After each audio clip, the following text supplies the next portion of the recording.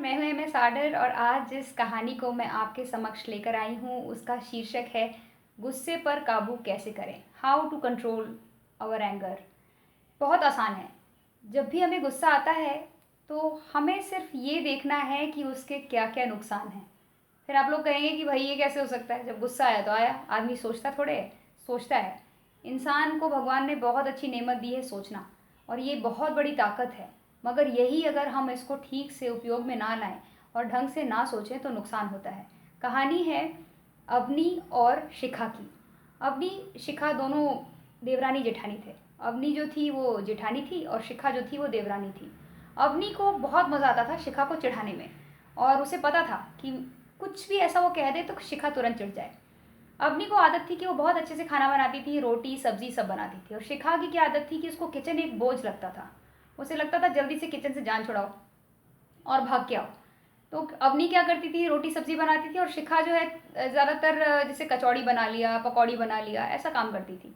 कहीं ना कहीं दोनों के बीच में देवरानी जिठानी वाला कंपटीशन रहता था और एक रैट रेस था। दोनों एक दूसरे को नीचा दिखाने का पूरा प्रयास करते थे। अवनी बहुत ही समझदारी और प्यार से जूता मारती थी शिखा को, और शिखा तुरंत गुस्सा हो जाती थी। और ये कमज़ोरी बहुत अच्छे तरीके से अवनी को पता था। अवनी ने एक दिन क्या कहा शिखा को, मजाक मजाक में, डाइनिंग टेबल पे दोनों बैठे हुए थे। यार तू तो पकौड़ी बहुत बनाती है भाई, मेरा तो पकौड़ी के नाम से मुझे तो उल्टी आने लग जाती है। पता नहीं कैसे तू खाती है और कैसे दूसरे लोग खाते हैं। शिखा का गुस्सा सातवें आसमान पे। शिखा ने कहा, मैं इसलिए बनाती हूँ क्योंकि मैं उस पकौड़ी में डालती हूँ रागी मोटा, उसके अंदर स्पिनच डालती हूँ, हर तरह की सब्ज़ी डालती हूँ। अब इतना ड्राई अगर होगा, मतलब बेस्वाद अगर होगा, इतनी ग्रीन वेजिटेबल्स होंगे और मोटा अनाज होगा तो कोई भी उसे नहीं खाएगा। और जो तेल का मैं इस्तेमाल करती हूँ सरसों का तेल होता है, जो कि हड्डियों के लिए बहुत मजबूत होता है। ये बात अलग है कि लोगों को ज्ञान नहीं है इस बात का। बस इतना कहना था कि शिखा का पारा चढ़ रहा था, उसे गुस्सा आ रहा था। ये बात आराम से अपनी मज़े लेकर कह रही थी। अब इसी बात को शिखा प्यार से कह सकती थी, लेकिन शिखा गलती कर रही थी। कहीं ना कहीं शिखा को ये अंदर से आवाज़ आ रही थी, हमारी आत्मा बात करती है हमसे कि भाई तुम गलत कर रही हो। शाम का समय हुआ, शिखा मेडिटेशन में बैठी हुई थी और उसको एकदम से क्लिक हुआ कि यही बात वो आराम से कह सकती थी या फिर कुछ ना कहती। उसे कोई भी सर्टिफिकेट या जस्टिफिकेशन देने की कोई ज़रूरत नहीं थी। जिस तरह से उसने गुस्सा किया उस वक्त उसका नुकसान हुआ, अभी भी उस गुस्से के बारे में सोच सोच के उसका नुकसान हो रहा है। तो गुस्से का क्या है का निदान?